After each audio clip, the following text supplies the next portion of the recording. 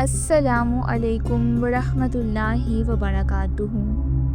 یہ حدیث مبارکہ رسول اللہ صلی اللہ علیہ وآلہ وسلم کا ایک گہرا پیغام لیے ہوئے ہیں۔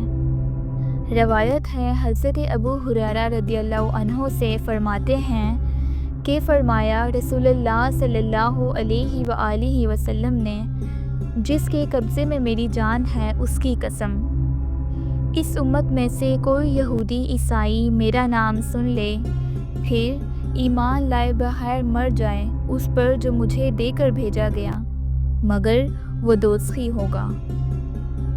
وضاحت: یہ حدیث ہمیں ایک نہایت اہم حقیقت بتاتی ہے۔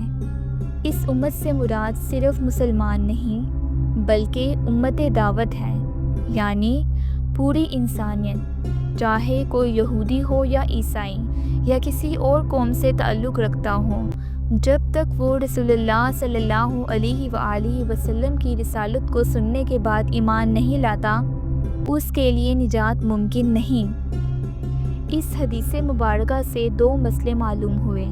اول، تمام مخلوق پر رسول اللہ صلی اللہ علیہ وآلہ وسلم کی اطاعت لازم ہے، چاہے وہ کسی بھی ملک، قبیلے یا زمانے کا ہو۔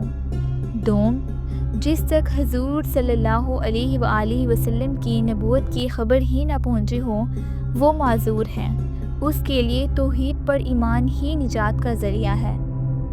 یہ حدیث مبارکہ ہمیں یاد دلاتی ہے کہ نجات کا دروازہ رسول اللہ صلی اللہ علیہ وآلہ وسلم کی رسالت پر ایمان اور اللہ کی وحدانیت میں ہے۔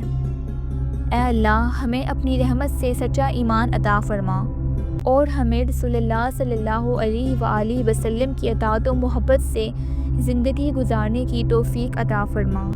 آمین۔